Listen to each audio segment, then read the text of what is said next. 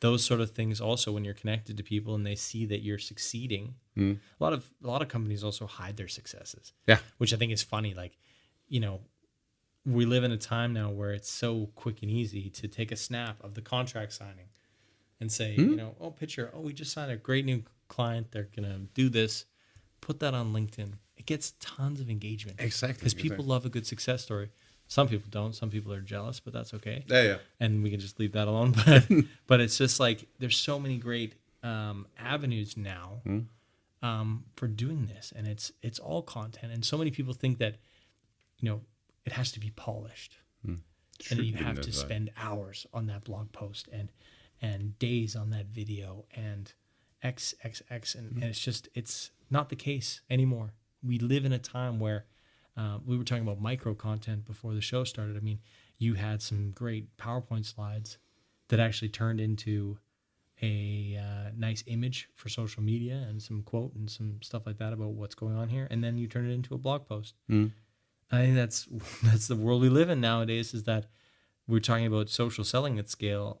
I also like to think of content at scale, which is taking all of these great things that we do, PowerPoints, case studies, contract signings, days out employees, having a lunch with your team. Yeah. There's so many ways of creating content. And a lot of people just pass them by because they think, oh, but it's not a professional photo, or which is a shame, or whatever. Or we haven't gathered 17 industry leaders to give us their insights into this particular topic, and it's not the case anymore, right? That's something that I try to do with all of my clients, is show them the gold mine of content that they have. Right. It actually reminded me of when we 6 months ago were having our 2-year anniversary as a social setting company. Yeah. This I'm showing a picture now of the birthday cake with 2 candles in. It's nice. It's nice that it looks like your logo as well. Yeah, because one of the girls had printed it and on the it looks like the business card too. Yeah, that's good. But again, easy photo, take a picture, send it out. Yeah, put it on social We're celebrating and hope you, if you're near, come by, have a piece of cake. Yeah, absolutely. And it's just... It doesn't have to be so polished. No, exactly. I mean, I also do a little bit of social media for clients at conferences. And I think they're amazed when I whip out my phone and do a quick video at the conference booth. This is so-and-so, and she's doing this today at the conference booth. And they have to I'm doing this and it's got this. And it's like, very conservative companies that are at these, and it works because people love it, and they love video, and they love things that are sort of, they love things that don't feel like they're being sold to. They love things that make them feel like they're part of the world, not some part of some polished sort of thing that you're like, okay, this is, they're obviously marketing to me. No, we're just showing our story. We're just explaining what we're doing. We're documenting. And that's also something companies don't do a lot of, right? And social selling can go into that as well. It's like just documenting your process, documenting how you work, documenting your life. As a business person will actually bring in business.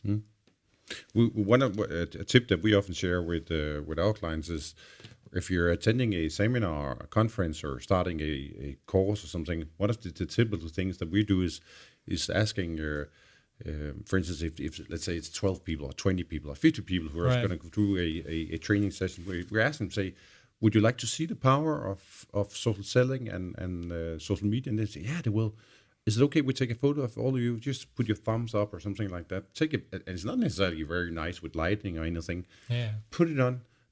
All these photos. I can remember one they plus 5,000 impressions minimum, even more. Yeah. It's because it's people. It's authentic. People want to click on and say, who's that person? Yeah. Exactly. And it takes it's a piece of content that takes about it takes a second to take. click, in 20 seconds. and to it post it. takes 2 minutes to upload and do a Yeah. text or something like that. Yeah, absolutely. It's a piece of quality content, actually. Yeah, and I think that's where and I think that's also, I mean, we talked a little bit about just companies or industries getting disrupted, and I see a lot of companies that are afraid to do this. They're getting disrupted. The younger companies, the startups, have been much more able to show behind the scenes and a lot less polished. And because they're young, because they're scrappy, because they're, many, many things. I mean, it's not, but because they've been able to do this, they've sort of won in terms of, and also the younger generations want to work for those companies because they say, do I want to work for, not picking on Maersk, I love Maersk, but not, some younger crowd might say, do I want to work for Maersk and everything is company approved, and you know what I mean? Like, Maersk is actually doing quite a good job on social media, so I shouldn't maybe pick on them. I think they're fantastic, actually. Yeah. But we can pick anybody. Do I want to work for that, or do I want to work for this company over here? That's like, you know what I mean? Like showing somebody having a good time at work and not afraid to put some cake in their face and get a photo taken, and you know what I mean? Like those sort of choices that the younger generations are making are sort of leaning towards those companies that are good at the content side of things, good at understanding that the content doesn't have to be this amazingly, well-produced thing. It just has to be authentic and good and have a feeling to it, I guess you would say. Yeah. Right? But you're hitting the nail so hard in one aspect, that is, and you're talking about disruption, is that one thing is that you might have a business where you have a hard time developing your products to the pace that the competitors are doing. Yeah. Or true disruption, Uber, Airbnb, and things like that. But a huge challenge and a direct threat for many, I would say medium-sized and particularly large enterprises, wherein there goes this kind of approval procedure in social media. That's where they're losing. Yeah, that's true. They need to trust. Of course, there needs to be guidance and guidelines and stuff like that. But when there's this approvals part in it, social media completely dies because people. We've seen it with quite a lot of, particularly auditors. Lawyers, stuff like that. If they're large companies, they say often when we've been doing some, let's say, inspirational talks for them and saying, you need to publish content. And then there's this lawyer guy over in the corner say, yeah, but you need to remember it has to be according to blah, blah, blah, blah. Yeah, of course. It kills initiatives. Yeah. And the issue in regards to competition, from my point, is that one thing is that they might have a hard time competing on product and price in general.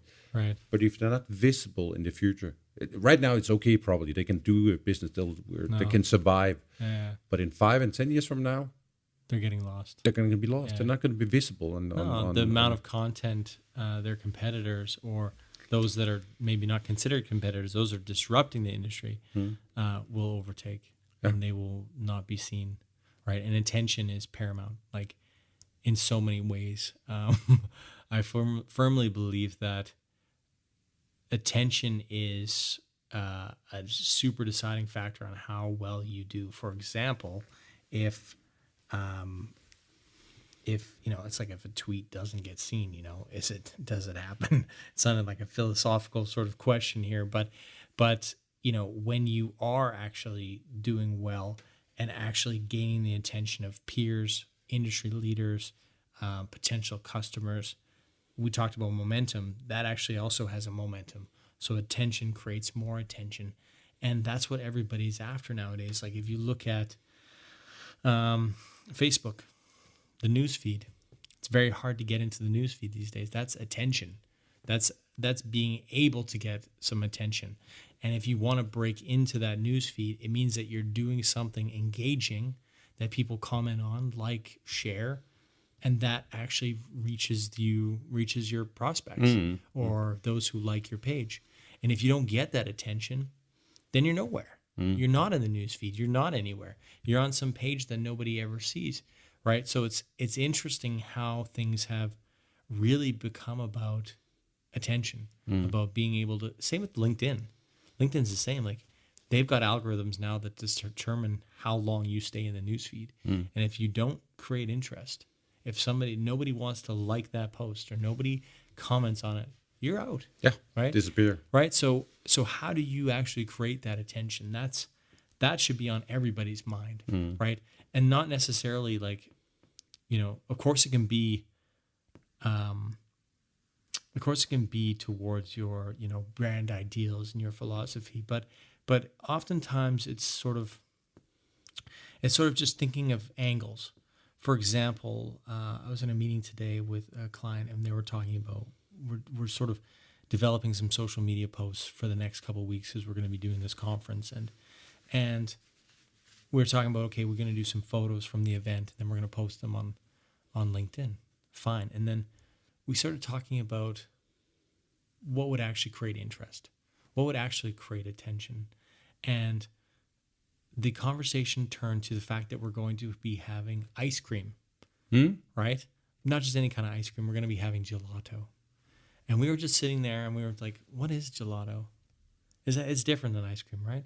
And then from there we said, somebody came up with this brilliant idea that, I think it was me. I can take full credit, actually. It was me who said it. Said, why don't we do a post that says, hey, we're down here at this event. We're giving away 10,000 things of gelato because we're launching this new product. By the way, what's the difference between gelato and ice cream? Do you know? Put that in the comments. Yeah. And many people will be like, what the heck does that have to do with your brand? But actually, we're doing a very sneaky approach to it. We're very much like trying to grab the attention and get into the news feed, hack the news feed a little bit by playing on people's psychology, playing on the emotions that people are going to comment on this, right? And that's the way you have to think about it. You have to think about what is interesting and going to get attention. Yeah. If you don't, you said it perfectly, you'll die. Yeah. You will not be noticed. You'll just, fade away. Yeah. And so it's a really good example of actually taking something that has got nothing to do with the product itself. No. But as you say, play it on the play it on the psychology. Play it on people's attention. Many people would argue that that's the wrong way, but I think it's the totally right way. Is that every single thing when it comes to, it's like PR, everything needs an angle in some ways. Some stuff can sit on its own. Some stuff can be so amazing. The iPhone 7 comes out. It doesn't need an angle. It doesn't need a cute thing to it. But for the most part, things need to be positioned in a way so that people find it interesting. Beyond just your products, beyond just your features and your benefits. It has to touch them in an emotional level. And the psychology of people online, and you can argue this all the time. We talked about sort of people posting personal things on LinkedIn and people complaining in the comments. This is not for LinkedIn. Save this for Facebook. And it makes me laugh because of course it's for LinkedIn. If somebody posted on LinkedIn, it is for LinkedIn. And we've just seen the emergence very quickly in the last year to 2 years of how much personal stuff has gotten into LinkedIn. True. It's very much becoming a personal platform, and LinkedIn wants that. They fully want that. Yeah. Because now it's not about, we talk about attention. Now it's not you're spending 50% of your time in Facebook and like 5% or 3% in LinkedIn. It's now you're spending 10% or you're spending 15%. That's good for them. That's good for their advertisers. That's good for their entire application. That's good for Microsoft now. Yeah. Right? So, and that's why Microsoft bought them. Guaranteed Microsoft bought them because they thought, oh, this is actually now becoming a little bit of a personal network as well. So that's really interesting. And then if you think about that, then you start to have these thoughts like, we have to evolve.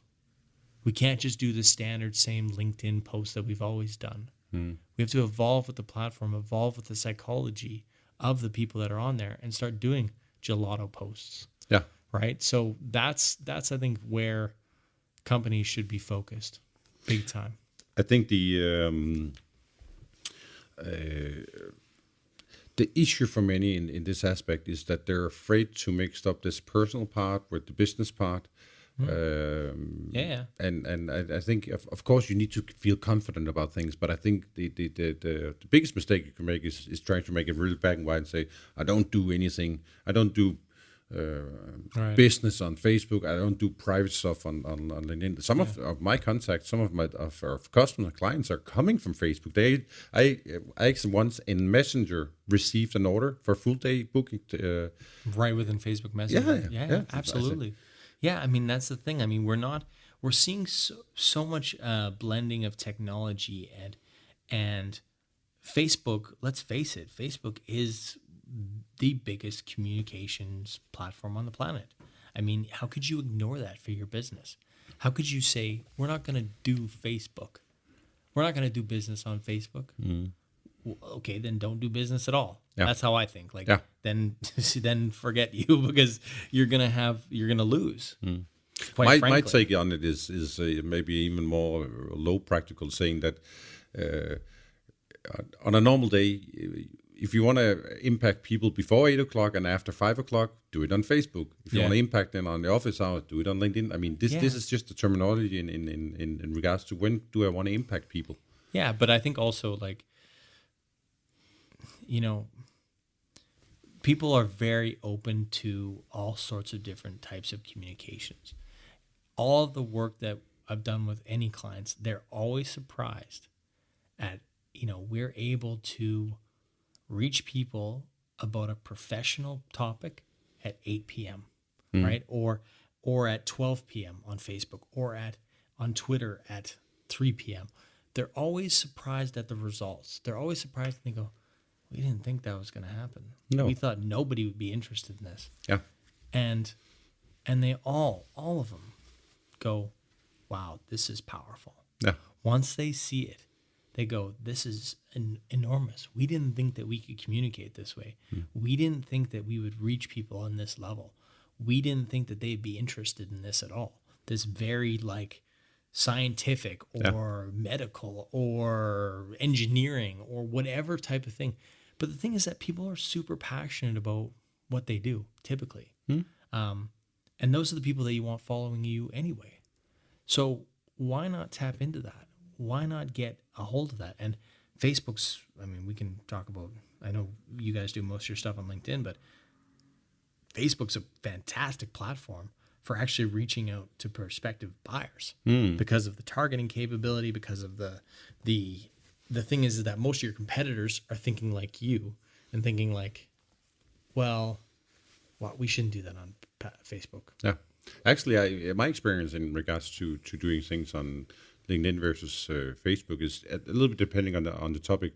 It's much easier to get engagement on Facebook, and what I mean by that is dialogue. I mean, if you have a question or something where you know that this is something people will actually answer, the questions are often answered faster and to a bigger extent on Facebook. People are used to commenting on Facebook, and there's just way more people. I mean, we're talking about like LinkedIn is what I think 250 million worldwide, something like that.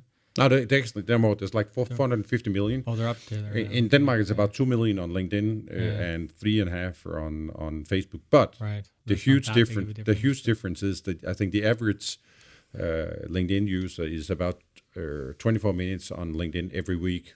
Right, yeah. Versus the majority of the Facebook. they I mean, before 8 o'clock in the morning, they've been on on Facebook for 24 minutes. Yeah, exactly. Yeah. So, and I always think it's, and most of the people that I also deal with, it's kind of interesting. They start saying, well, our competitors aren't doing this. Yeah. Right. So they say, well, then something must be wrong. It might not work. And then you're sitting on this other, you're sitting on this side saying, well, our competitors aren't doing it, so it must not work. And they're sitting on the other side saying, well, our competitors aren't doing it, so it must not work. You know what I mean? So you're saying this company X isn't doing it, and they're saying company Y isn't doing it, and they're both looking at each other saying, well, you guys are both, it's almost like some sort of, old Western shootout or something. Yeah. It's like, who's going to draw first? And why hasn't that guy drawn first? Is that because he knows something that I don't know? And maybe he knows something that I don't know that he knows that I don't know? Like, it's like this, it's this back and forth. It's total comedy. And I think that's also where social selling also comes in a little bit. And They don't know if they necessarily believe in it because they're like, I don't think our competitors are doing it, or and the competitors are sitting on the other side saying, social media, that's not working. None of our competitors are doing that, so it must not work. When the actuality is, if you actually took the jump and did it, you'd be ahead of them, and you'll reap the benefits of that. Yeah. And then they'll start to go, oh crap, this actually does look good and works. We better get caught up. And then it becomes a little bit of an arms race, but it happens, right? So it's really. But my take on that is that I think those who come on board right now in these years, and these years is more like this year than in 5 years. Right. Yeah. I think that there's too many who are waiting. They're not there, and going to maybe the next topic of talking about maturity and Right. how mature is an industry. Right. That those who are actually saying, our business is going okay. We're on index 80 to 100. It's okay. Yeah. We're living and we're having a good business. Yeah. Those who actually still say, but we need to change. We need to adapt and embrace these ones. Yeah. Those are the ones who's going to win in 5 years from now. Yeah. Those who are going to wait and say, this. No, don't wait. Like those who are not waiting, they're gonna win basically, right? Those that are waiting will play. Well, the thing is that you can, but it's gonna cost you more money.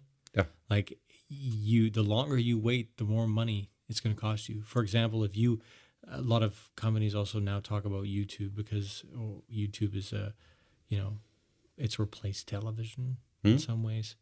And Snapchat's going to replace YouTube in some time as well. And so is Facebook video. I mean, both of those are great. But I think a lot of companies now are standing up going, oh, YouTube, we better have a YouTube strategy, and we start producing videos. And yeah, think about if you would have started YouTube 4 years ago. You know what I mean? Now it wouldn't be costing you so much money and time and effort to play catch up. Right? And I think it's the same. They can wait. It's just going to cost them a lot of money. Yeah. Maybe cost them employees. Maybe cost them a lot of things, right? It maybe cost them money that they'll have to spend now on PR, right? Where they could have gotten some free PR from doing some innovative things and being out there and doing some things. Now they have to pay for it. Yeah. Right? So go ahead. Yeah, and wait. I think if they're first adapting in, let's say, 3, 4, 5 years from now, everybody's going to run in that direction in 5 years from now. And then it's going to, first of all, it's going to be crowded. But if you've lacked 5 years in experience and you haven't trained, because as you said, it maybe takes a year just to achieve the first initial results. Just to get some results, This is a craft, manship. It takes time to learn. It absolutely does. That's why you should start now on everything. I mean, I had a meeting with a great big tech firm in Denmark, and I think I convinced them to start doing Snapchat. and you say, how did that happen? But basically, I was using the same arguments as saying that you need time to build up those skills. If you don't start now, then you're just going to be playing catch up, and it's going to hurt. It's going to hurt to do that catch up because it's going to seem like you're getting less results, not as quick, because the market is saturated. And you're fighting for attention. Yeah. Right now you have all the attention in the world. There's no other tech companies that are doing this, and I'm talking about from like an HR perspective. I'm saying, this company wants to hire younger people. I said then start on Snapchat. Yeah. Because the thing is that those kids that are now 20 years old, 21 years old, when they graduate in 4 years, who do they want to go work for? So they want to go work for a tech firm that doesn't know anything about social media or about technology or about, there's some signal value, there's some brand value and actually being a first mover and being ahead of the game. Or do they want to work for you? And you've been on Snapchat and you've been doing all this stuff and you've been out there and you've been doing great things and sort of communicate to them on their level. They're going to choose you. Absolutely. Right? So a lot of companies are having a hard time right now hiring the younger, because everybody wants to be in a startup or wants to do their own thing.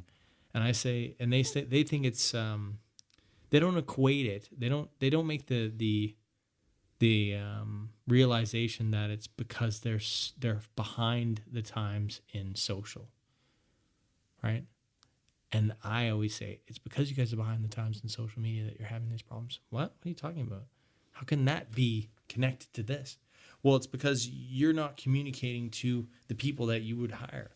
You didn't think that, oh, maybe we should be talking to a younger group now because in 5 years they're going to graduate and then we want those brains in our company. Yeah. Right? So they didn't plan that. They just thought, wow, we're this big tech company. Of course, people will want to work for us. Yeah, and they're also typically doing, you could say, their mindset in regards to recruitment is often it's how they recruited their parents. Yeah, in some ways, right? Yeah. So I mean, it really is like a shift in mindset that we're getting, and I don't blame them at all. I mean, we can all say this in hindsight now. I don't think I could have advised them in 5 years ago, saying, well, you should be doing this because of that. So hindsight is 2020. We have the benefit of that. So I mean, take what I say as a grain of salt, but I think that they're sort of like everything has changed because of digital. Straight up. I mean, how we hire, how we communicate, how we approach our markets, how we build businesses, how we build products, how we go take a crap in the morning. I mean, everything has changed fundamentally. Yeah. And unless you realize that, you're dead in the water. Yeah. Right? Unless you fully drink that Kool-Aid and say, yeah, man, we realize it. The world's changed. We better fix this now. Yeah. Then you won't. You won't get the young crowd hired, the young brains that are going to bring new thinking into your company, that are going to get you to a place where you can innovate and stay relevant, and your company's going to die. Yeah, and talking about this, Kubby, about, they need to get started, especially in regards to content creations. Yeah, absolutely. Yeah, content is key. I mean, lots of people are not creating enough content. I fully believe that a lot of people will say we're at a content saturation point, but I don't see that at all, actually. I see that good content, that's the thing, good content. We need much more of that in the world. There's a lot of crap content, and companies that are investing in this and doing a good job of this and thinking about content, they're the ones that are winning. Yeah. Right. Straight up.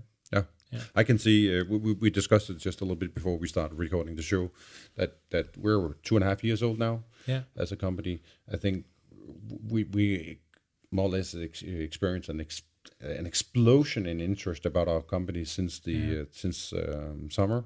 Yeah. And there's no doubt what we're benefiting from now is we've been doing 102 blog posts on our website. Oh, wow. We've made 26 podcasts. We haven't made so many videos yet. That's Right. definitely the next item for us. Yeah. I think we made 10 or 15. We've made. Still a lot. I've made 84 blog posts on Pulse. Right. My colleagues has been doing, let's say, 50 together combined. We've done not hundreds, thousands of status updates across the platforms. Yeah. And I think this impact we now have by having the content out, you could say our content libraries, that it's Massive. there. Some is of course forgotten and gone. Yeah. But if you do high quality content, it's gonna be there. It can be. It can have a long shelf life. Absolutely. Like when I search in Google sometimes, some of the top articles I get are from like 2010, 2011. Yeah, I it's agree. like, why am I getting these outdated stuff? But it's because it's not outdated. It's because the content is so good, and because Google is so good at looking at, okay, what are the click-through rates and what is the retention rates? So meaning that, do people come to the page within 5 seconds and jump out? Yeah. No. Okay, so then the content is optimized for mobile. It's fast loading. It's retains people, so they actually read the content, and that's why it shows up. So that's why we're seeing a lot of these older blog posts actually reaping massive traffic. Yeah. Massive traffic is because they're good. Yeah. Straight up, just good pieces of content. Yeah. Right. So I firmly believe that most companies, that they're just thinking, and a lot of companies get rid of old content, and I always say, like, try not to do that. Right? They like delete blog posts from. No. They think, that's a blog post from 2010. We'll get rid of that when they do a new website or something. And they don't really look at the traffic and say, holy crap, that was bringing like 1,000 visits a month or a day or whatever, right? And they just sort of scrap it without really thinking about it because they think it's old, they think it's irrelevant, but really it's good forever. And it shows like a documentation. It shows a process of, okay, we did this here and here and here, and I think that's really good for companies to keep that stuff. Yeah. Yeah. Also, because I think if you also, of course, you should also have a content strategy. There should be like a goal what you want to achieve for this. But our experience is that if you do it the right way, the former piece of content creates the next one. Absolutely. I mean, you can really get a lot of help by saying we just described that problem. There's a detail in that one. Shouldn't we write a new blog post on that one? Yeah. I think it's and reference old material and talk about it, and we talk about content at scale, which is like, okay, we've done this blog post, but what if we took this quote out of it and what if we took the 10 best points out of this and made a slide share? Yeah. What if we made a video of it? What if our what if we did like top blog post roundup for 2016? Like, so many content angles can come out of content that all it takes is sitting down and thinking about it. Now, I mean, you talked about a content strategy, and I believe that, but I think that many companies get stuck on that. They start thinking content strategy, and then they think about, okay, then buyer personas. What would our buyers like to, and how do we move them down the funnel with our content and I tell companies, stop. Start writing. No. I just say, like, let's not talk about strategy. Let's talk about, that you're in this industry and you need to communicate at a high level. You need to communicate something that says something about what your company does and who you are. And, if you're let's say you sell glasses, because I've got a glass in my hand right now with water, but you sell artisanal glasses that are really nicely designed. Well, you don't need a content strategy to write about your favorite glass. No. Or why this paint is better than this paint.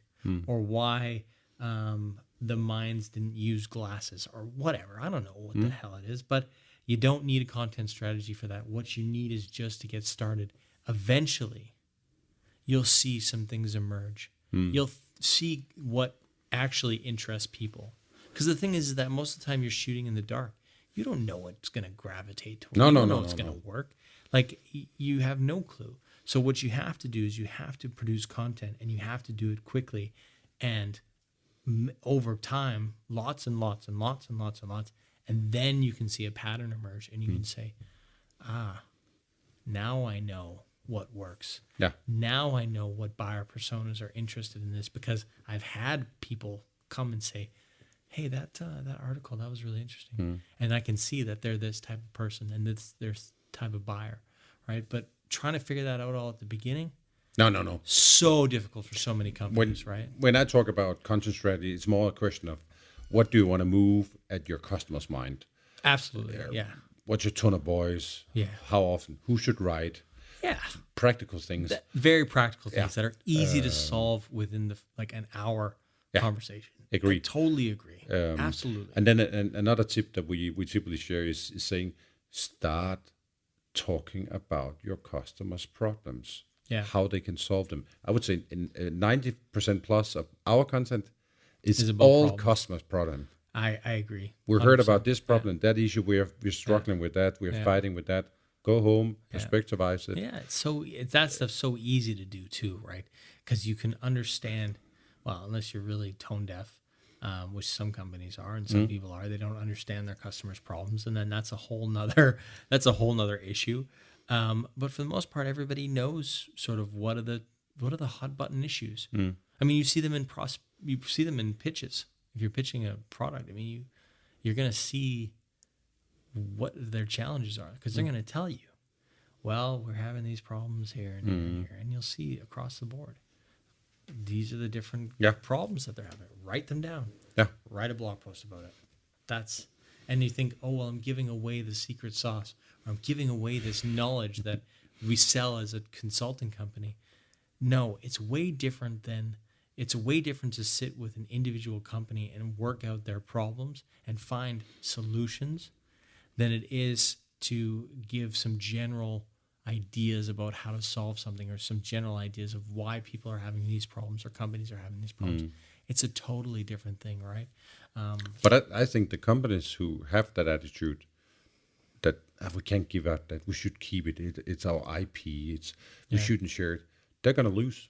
I totally agree. Yeah, I mean, 100%. I always challenge people by saying, sorry, guys, if it's a sales team or marketing team, sorry, you don't know anything that I can't Google.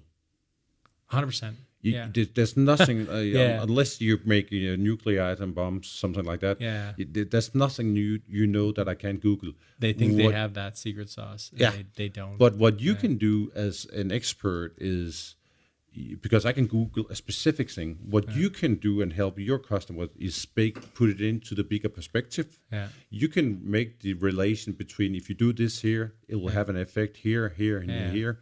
That's what you use an expert for. But by putting out the content, the some of the answers there, they'll find you. Yeah. It's like, I equate it to personal trainers. There's a ton of information online about how to lose weight, how to work out, how to. But still, personal trainers will get you in shape faster than anybody else, because it is a different mentality, and it's somebody that's coming in that can look at something totally different and help you execute, help you actually take all of that knowledge that's in Google and put it into action. And now if a company thinks that their IP is the action, then they're totally lost. They don't understand that all that knowledge isn't execution. Strategy isn't execution. And that's where, good companies are doing well by saying, we'll talk about strategy. We'll talk about problems. We'll talk about solutions. But when you actually want to get something done and actually put this into practice, then we'll be your guys. Yeah. Right. And that's where the value really comes in, right? Is in execution. And that's why personal trainers are hard, because you need somebody to take all that knowledge, boil it down to something that makes sense for you, and actually help you execute on it. Yeah.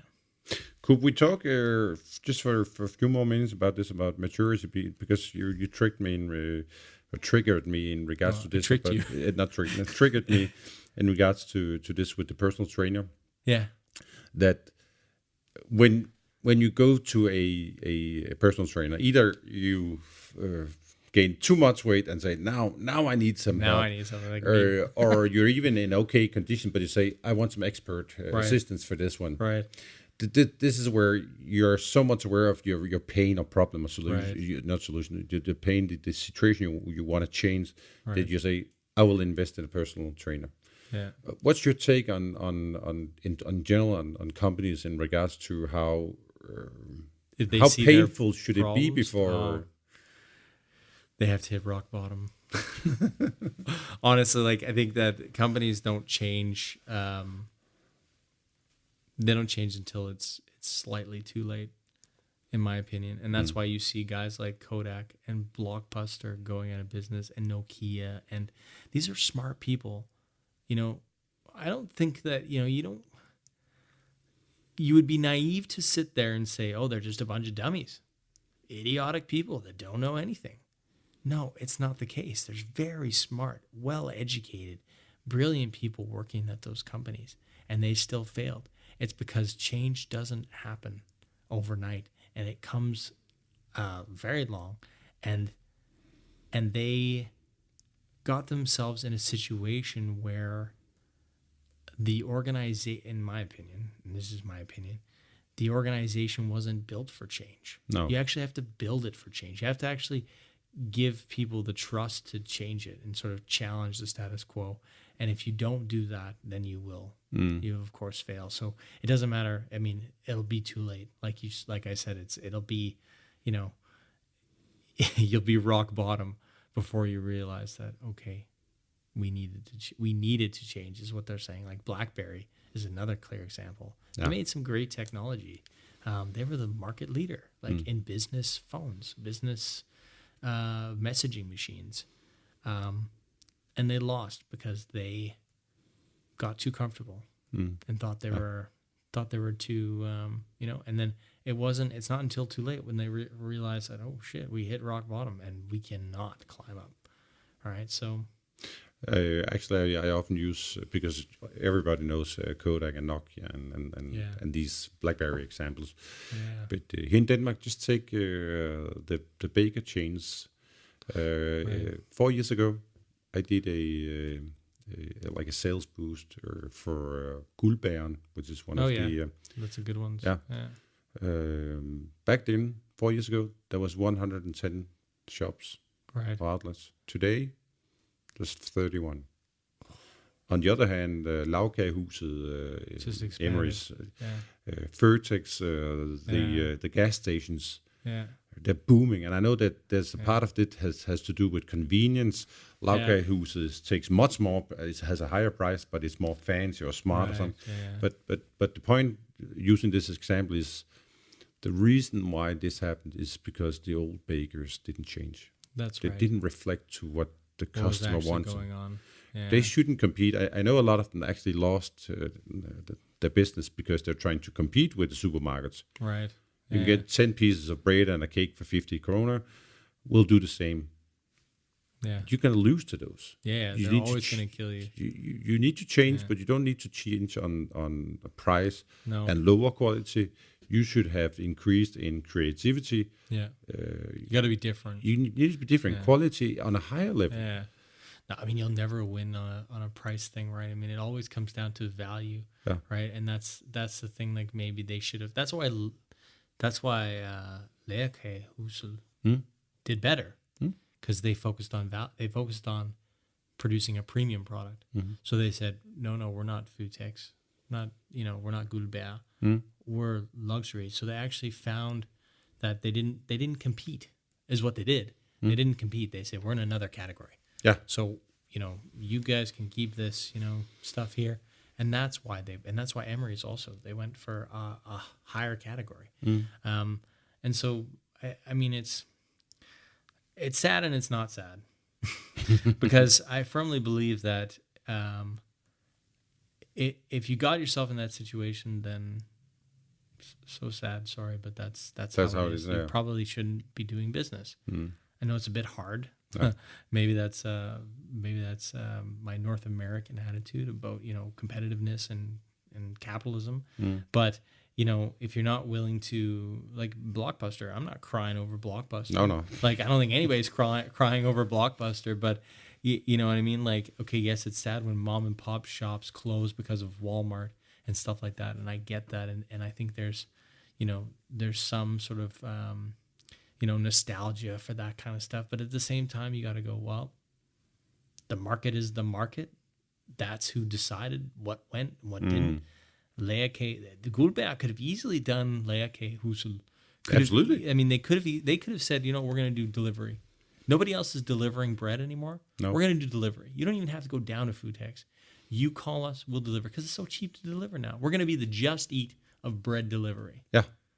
Why didn't they? Yeah. They could have done that, and they could have cleaned up all those grandmas and old guys and stuff that just can't make it down. They could have had their wienerbrød and their bread, their rye bread, every morning delivered to their door from Guldbær, and they would have killed. They would have made awesome money. And when people are asking for this Cayman, for birthdays, say you just ordered this Cayman for your child. We'll deliver it. And by the way, shouldn't we throw 25 rolls or buns with your upsell them? Upsell them. Yeah, absolutely. Yeah. And by the way, we have a subscription service. Rye bread every Friday. Fresh rye bread from us. Yeah. Costs you 20 krone, whatever it is. Yeah. And you don't have to go anywhere. Oh, okay, great. Because that's what everybody wants, right? Like Nemli and Åstillen and all those guys. Like, they put the convenience. They understood.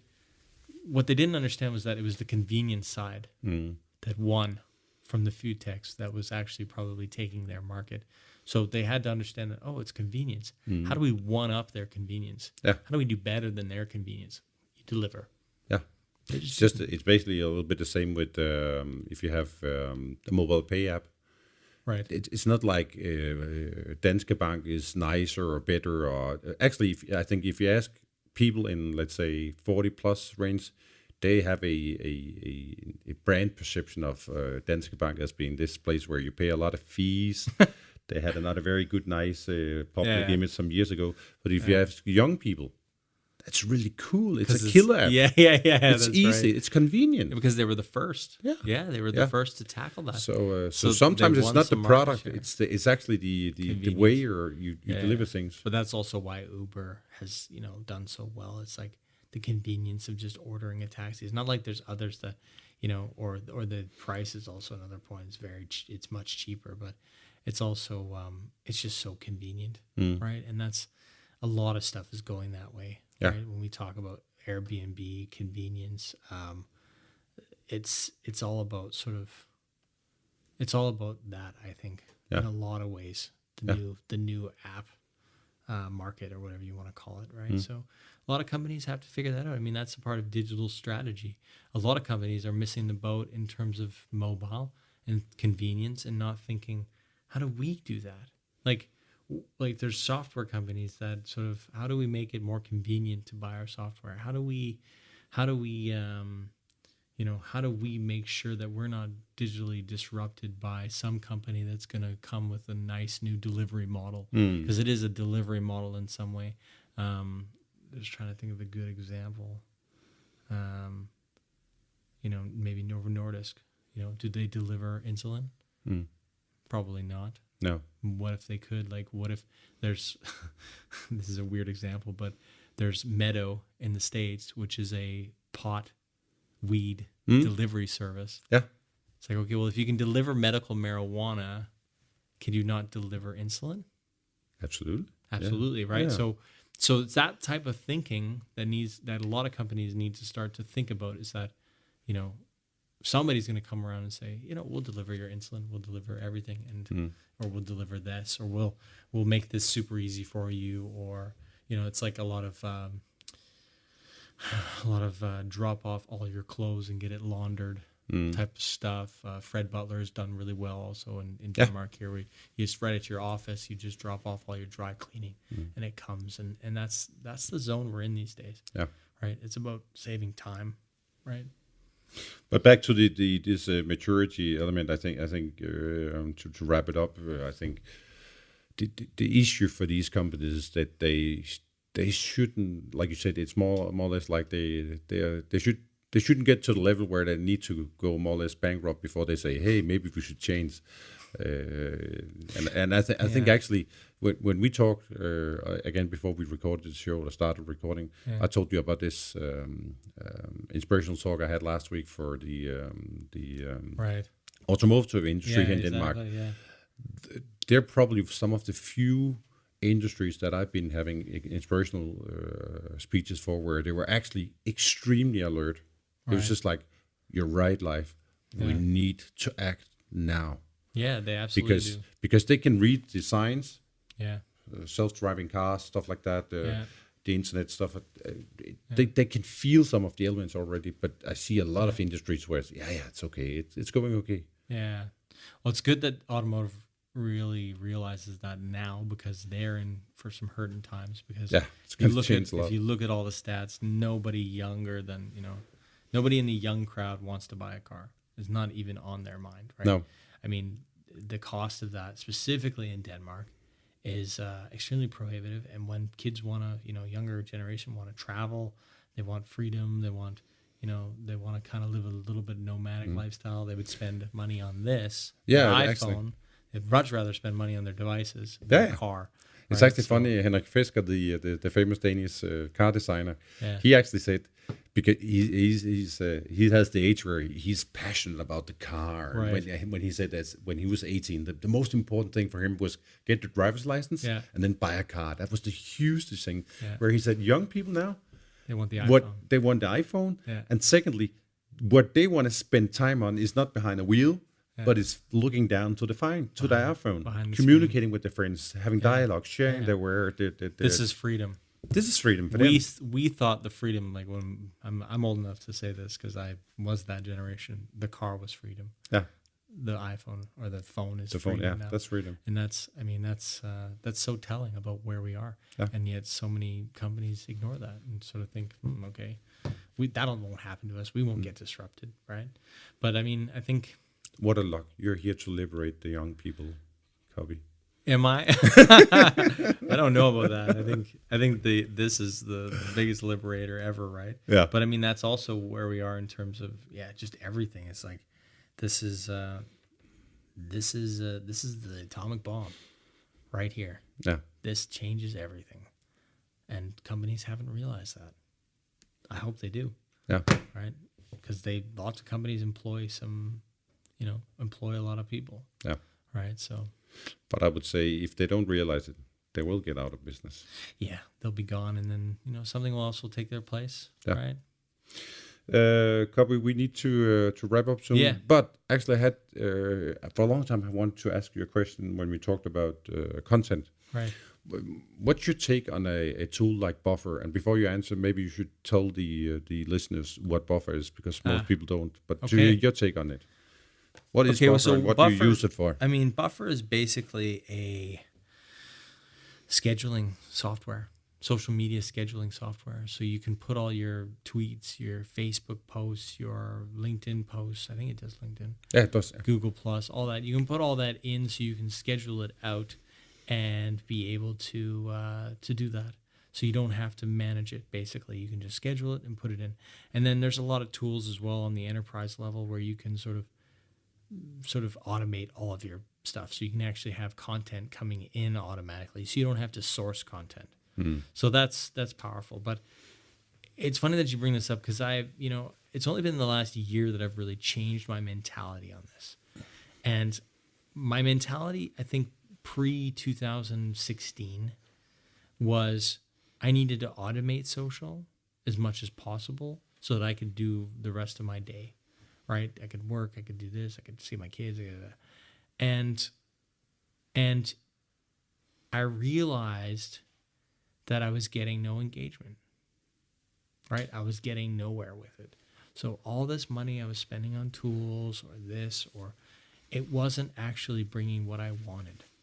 And what I wanted was to be able to affect people's lives. I wanted to be able to make content, deliver value. And when I was setting it all on automatic, it wasn't doing that. Okay. So what I did was I killed all of my auto tools, everything, shut it all down. And that was I actually took a little time because I had so many going, and started posting natively, meaning in the moment, my fingers are typing this and posting this photo and doing this video, and nothing is automated, nothing is scheduled. And what I ended up finding out is that it adds context. So if there's something going on in the world, or there's something interesting that's sparking me right now, I can add context to it versus being removed from it. So if, for example, I did a tweet today regarding, I'll just read it here. And of course I could have scheduled this, but as it hit me, I wrote, let's just see where it is now. I'm waiting for the day when artificial intelligence can fact check politicians in real time. Hashtag election 2016. And I tagged, the real Donald Trump and Hillary Clinton, right? This type of thing, getting into the minds of people, or touching people, or sort of, where it makes sense, it cannot be automated, right? If it's your thoughts from your head, if it's actually authentic, if it's actually something that can help your followers, then it cannot be automated. It has to come straight from your fingers when you feel it. And people can sense that. People can get a feeling for that. And I think that's the same with LinkedIn, Facebook, no matter what. If it feels like a scheduled thing, it's not going to work. And that's why we see Snapchat, Instagram stories. That's why we see these sort of rising, is because you can't automate them. You have to be authentic. You have to show behind the scenes. Now, I talk about authenticity as kind of, not really real because everybody puts on some layer of a mask, Yeah. right? So authenticity, you can have to take that with a little bit of a grain of salt because, I mean, there's some level of production and everything, but at least from behind the scenes, at least people feel like this is authentic. Yeah. That you're getting, there's no filter, right? It's all just one thing, and I think that's where a lot of the younger generation is going in terms of this, right? And that's really telling for those of you listening who are getting into social selling, is that you're gonna have to take off the mask a little bit, Yeah. and show your true colors and show behind the scenes, and not be afraid of that. Yeah. Because that is what's going to bring people closer to you, and that's what it's about. It's about personal relationships. So if you're not willing to be authentic and be willing to have a spelling mistake every once in a while, Yeah. then you're not going to develop those personal relationships as much as you'd like to, and that's what's actually going to bring sales, is those personal relationships. Yeah. Yeah. They want to see the true person behind you. Yeah, absolutely. I mean, that's people buy from people. That's how it is. I mean, that's how I'm running my business, and that's why we're growing fast, and we're doing some amazing things, and that's why, I tell people, "Oh, we're working with this client." They're like, "What? How are you, one guy, working with this client? That seems impossible." And I show up to meetings with massive clients dressed like this because they're going to get what I wear every day. Yeah. I'm not going to put on a nice fancy suit because that's not who I am. No. And if I did put on a nice fancy suit, they would see right through me. They would see, that's not that guy. That's something else. Like, I don't know what that is. And so the reality is they get the impression of me that they see in videos, that they see in social media, that they see everywhere. It's the same guy. And that says a lot about how I run my business and how I will continue to run my business, no matter what. Even if they're not dealing with me, if they're dealing with a second in command, or if they're dealing with a project manager or whatever, that's like one of my core values, is that no, you don't show up in fancy suits and stuff like that. And if that's not you, that's you. Great. I love that. Do you. But if it's not you, then everything falls apart. You need to be you, right? Or else eventually you're going to get found out. And that's worse. Yeah. That's actually worse. But if you come with, this is me, and I'm super professional, and I know what I'm talking about, and I'm going to deliver you massive value, and you deliver, you'll always win. Yeah. Always.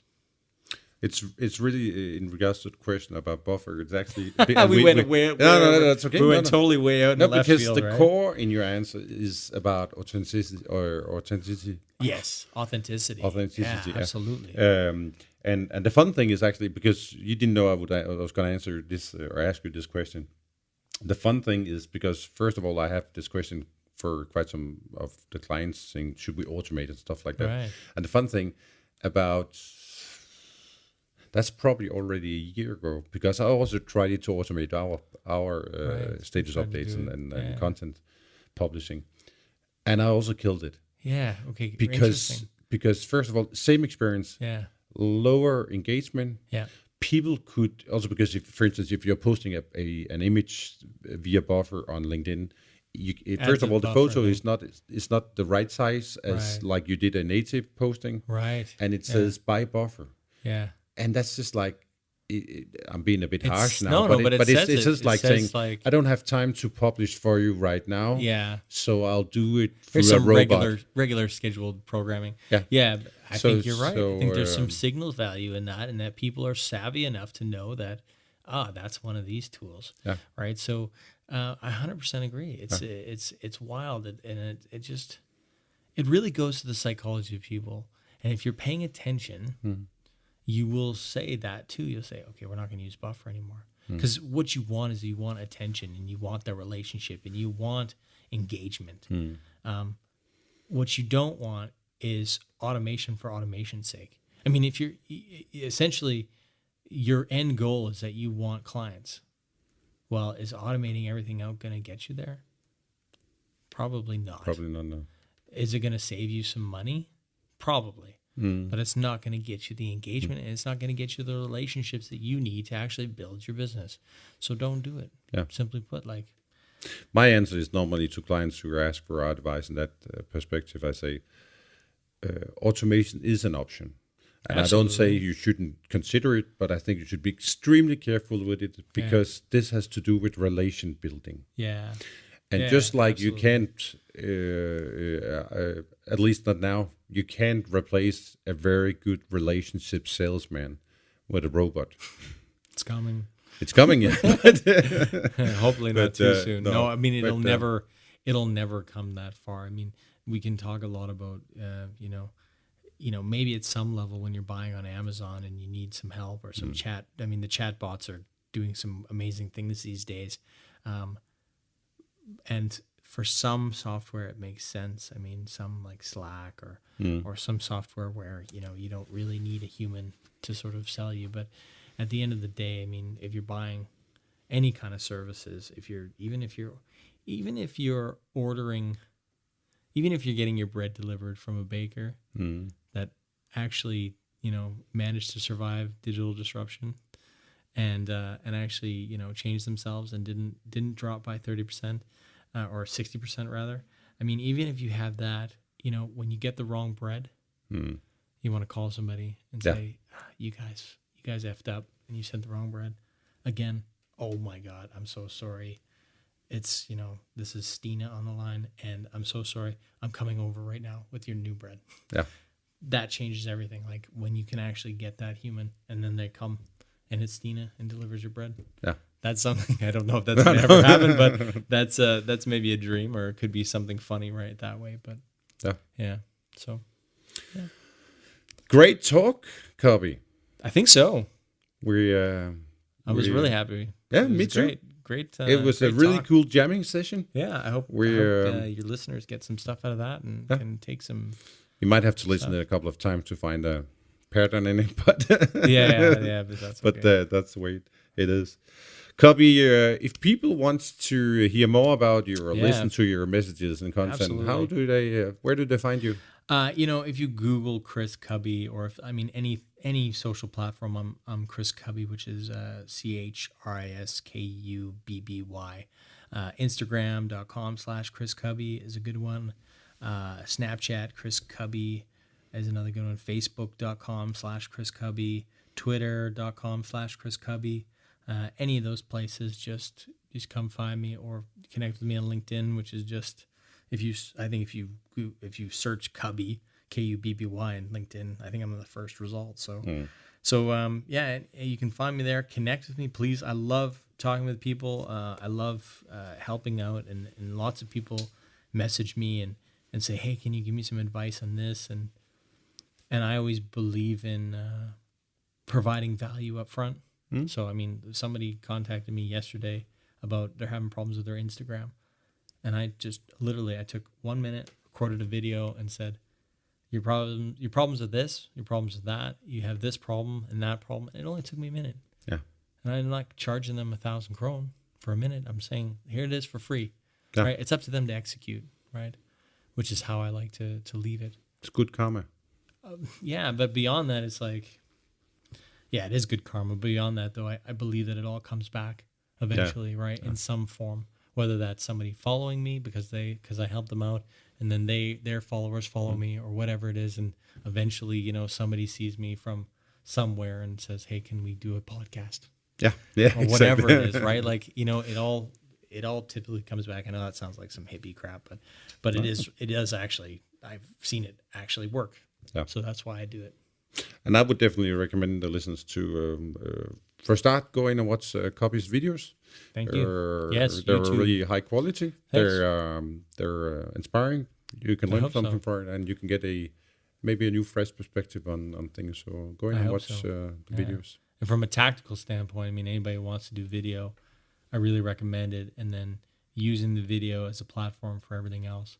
So, recording the video, you put it up on YouTube, you put it up on Facebook, you share it on LinkedIn, you share it on on Twitter.